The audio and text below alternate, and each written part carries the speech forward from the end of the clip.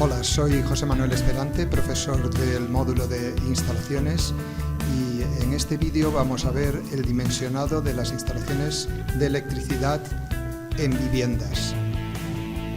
El dimensionado se puede aplicar a cualquier tipo de local, pero vamos a abordar el de viviendas por ser uno de los más completos. Lo vamos a hacer en tres fases. En primer lugar, hacer la previsión de potencia o cálculo de potencias. En segundo lugar, haremos el cálculo de la intensidad y comprobaremos la caída de tensión. Y por último, con estos datos, haremos el dimensionado de los conductores utilizando las tablas y valores del reglamento.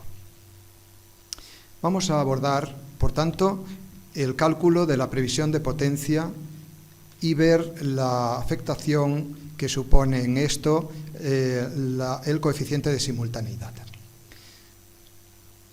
Para calcular la potencia podríamos hacerlo calculando la potencia total instalada, pero sabemos que no todos los aparatos electrodomésticos, aire acondicionado, ordenadores, etcétera, que existen en un local o en una vivienda se utilizan simultáneamente, todos a la vez. Así que se aplica lo que se llama un coeficiente de simultaneidad, que para viviendas está establecido por el reglamento.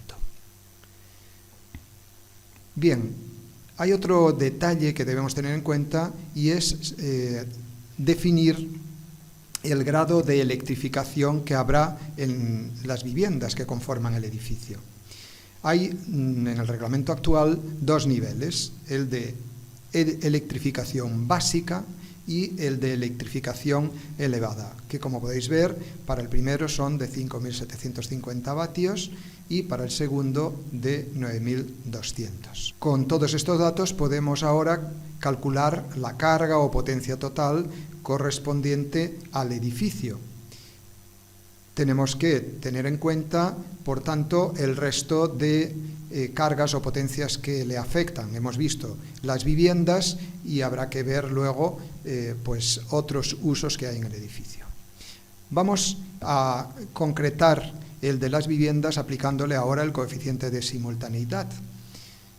Una vez que sabemos el número de viviendas y la potencia, si es grado medio o grado elevado que tiene cada una, yendo a la tabla 1 podremos calcular la potencia correspondiente al conjunto de viviendas, que como veréis en esta tabla depende del número, y lo que hace es reducir la potencia total. En cuanto a servicios generales, a las otras cargas o potencias que hay en el edificio, distinguiremos la carga correspondiente a ascensores o montacargas y luego la correspondiente al alumbrado. La de los ascensores se obtiene en la tabla que veis ahí, la tabla 2, y hay que tener en cuenta que estas potencias son potencias nominales y como hay motores se debe multiplicar la misma por el factor 1,4, incrementarlo un 40%. En cuanto a la carga correspondiente al alumbrado, estamos hablando del alumbrado de los espacios comunes, ¿vale? El zaguán, las escaleras. Tenéis en la tabla las potencias que corresponde a cada espacio y se le debe aplicar esas ratios por cada metro cuadrado o espacio correspondiente. Por último, nos quedan los locales o comerciales u oficinas que pudiera haber en este edificio. En este caso se aplica un valor de 100 vatios por metro cuadrado como mínimo, y un mínimo de 3.450 vatios para el conjunto de local si este fuera muy pequeño. Nos queda finalmente la carga correspondiente a los garajes, si es que hubieran dicho edificio. En este caso son 10 vatios por metro cuadrado si la ventilación es natural y 20 vatios si la ventilación fuera forzado. Y también, como en el caso anterior de los locales comerciales, la potencia mínima que consideraremos para el conjunto del local debe ser de 3.450 vatios. Bueno, pues con los datos anteriores ya podemos calcular la intensidad y la caída de tensión.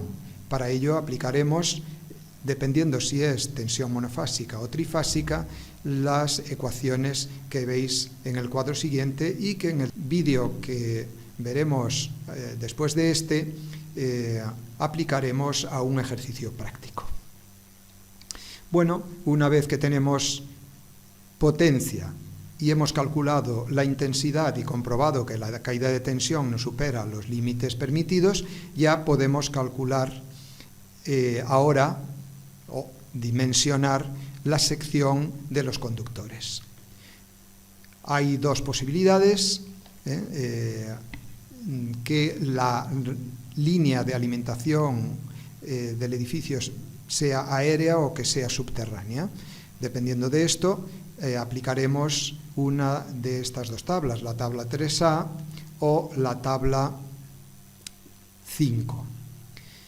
Y por último, nos queda dimensionar las derivaciones individuales, es decir, las líneas que van del cuarto de contadores a cada una de las viviendas. Esto se hará con la tabla 6 y también en el próximo vídeo, cuando veamos el ejercicio, veréis cómo a partir de la intensidad podemos obtener la sección que corresponde a cada una de las líneas. Y con esto terminamos este vídeo sobre dimensionado de instalaciones eléctricas.